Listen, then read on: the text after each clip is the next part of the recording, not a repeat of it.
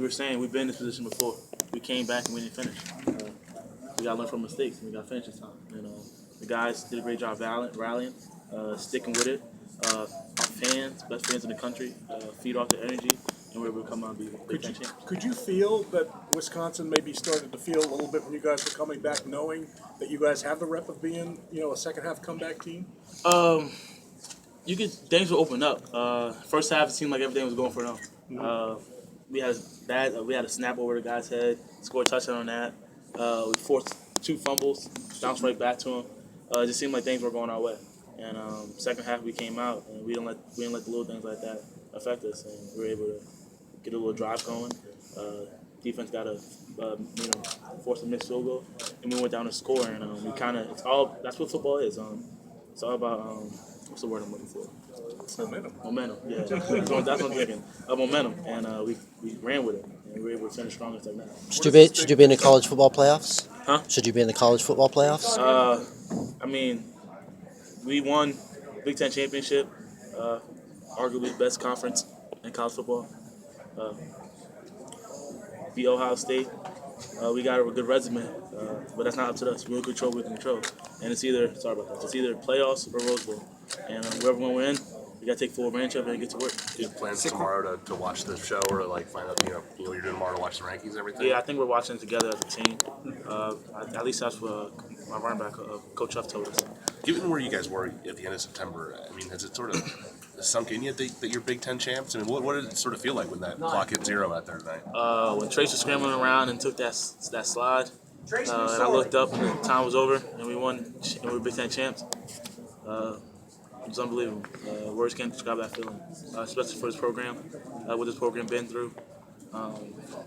Probably some of the worst sanctions in college football, and we were able to overcome that in 5 years. Thank you. And also this season, adversity, been down with injuries. We didn't panic at all, not at all, and we were able to come out with a win today. Can you put into words just what this season maybe has done for the entire community there, and everything that everybody's been through there for the last 5 years, as you mentioned, just what this season has done to bring everybody together? It brought hope back.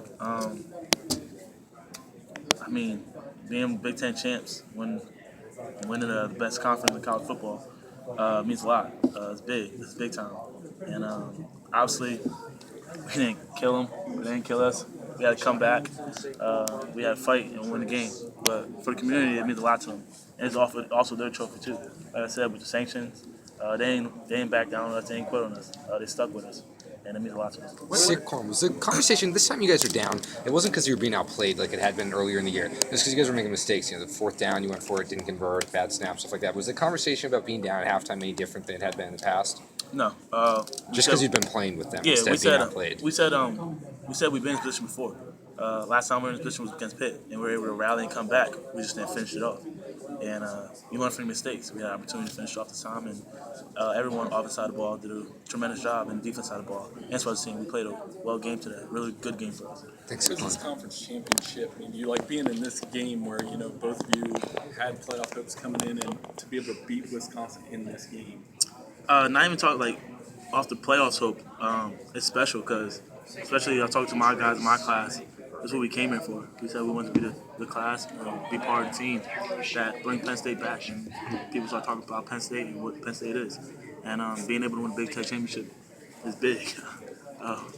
Big, real big. How emotional is it considering that you came back from, it was 28-7, and they had guys, you went for it on a 4th and 2, they had guys celebrating on the field. It was 28-7. For you guys to pull off this emotional comeback, what's that mean?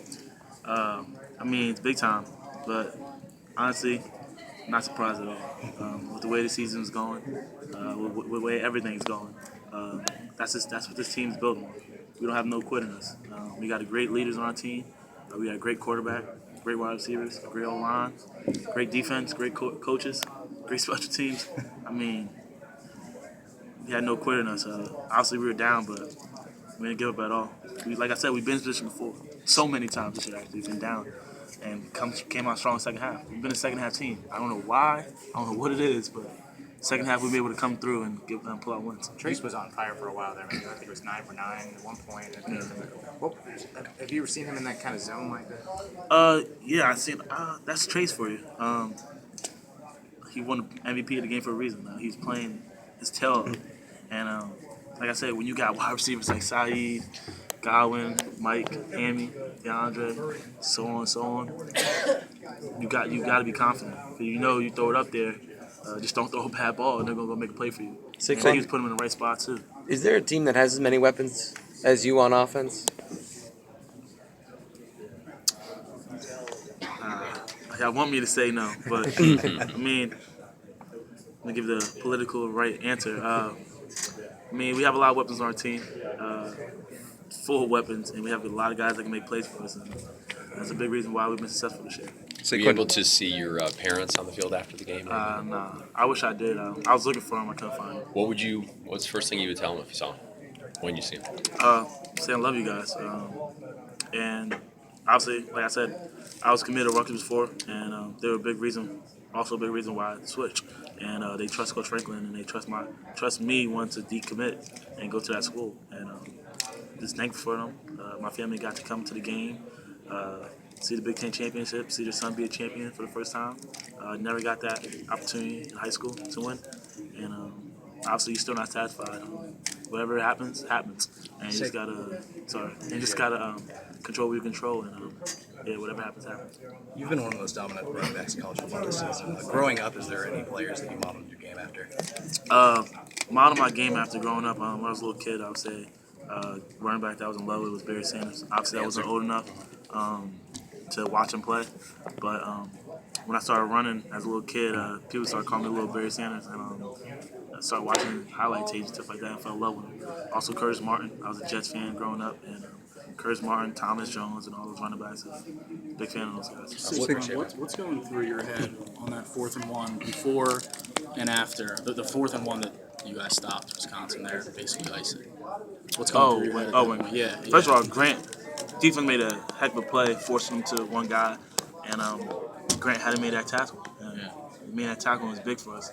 The only thing that's focused in my mind, right when my mind looked at the clock, saw how many times they had, said we need a first down, or we got to run out the clock. And don't fumble the ball. The ball's a program. Kept saying I'm ahead of the ball. You mentioned Grant, and obviously Grant and Marcus were both in on that tackle. And of course that duo was, the Ohio State block kick. What have those guys brought to the defense this year in terms of not only on the field but leadership perspective, and kind of how fitting is it for those two to make that play? Well, Grant's just a great cornerback, great player. He can do it all. Come up field, make tackles. Multiple times he came up and made touchdown-saving tackles. And you don't really see that at the cornerback position a lot. And Marcus, in my opinion, Marcus is one of the best safeties in the country. Definitely the best tackling safety in the country. I haven't seen a guy in college come downhill and make plays like that. And you guys, any running back that has faced him, when you hit him, it's not like you're running him over. You feel his hit too. And he's a really good player, and he brings this type of swag and energy, kind of to our team, and we feed off it. I chatted with your parents before the game, making the move from New York to Pennsylvania when you did as a kid. What do you think it ended up meaning for your life? It mean a lot. A lot of stuff was going on with my family. My mom felt that it was the right decision to move to Pennsylvania, give her kids a better life, a better opportunity, and school-wise. And my sister went to college. I went to college. I'm at college right now. Two of the first in our family to do that. It means a lot. Obviously, my mom and dad didn't want to move, but they made that sacrifice for their kids. And I love them to death for that. You probably wouldn't be where you are today if not. Not at all. Like I said, everything that we do, every accomplishment I do, first thing I do is give credit to God, and I give credit to my family.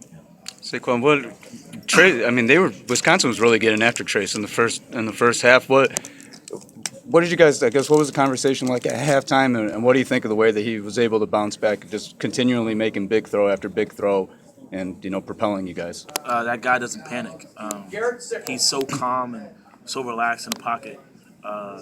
He can make you miss. He can run through tackles, and he got a big arm. So he did a really good job. The first play of the game is a read option. Second play of the game, it was like a read option. He didn't have the ball, and they smacked, and they gave him a good hit. I guess their mindset was try to break him. You're not going to do that with Trace. That's not going to happen. Have you ever seen him endure that much punishment? Because you mentioned like they want to break him, but he's not going to break. Have you ever seen him get hit as hard as he was tonight consecutively? Wisconsin is really good defense. They're on that defense side of the ball. They're really good. T.J. Watt is probably one of the better players that I ever played against. To be completely honest, I mean that guy is ridiculously good. He's gonna have a great career at the next level, and he's put on some good hits. The one sack, he forced a sack. That was all on me. I gotta be more physical and square him up. But you learn from that. And yeah, Trace was taking some good licks, but he's a fighter. He's a dog. And when you see that and you see how he responds to those hits, it makes you want to play for him even harder. It makes you want to protect him even harder, lock in and focus more because that's your QB. You shouldn't be getting hits like that, and especially when it's your fault. You can take it personally. Take us inside the locker room.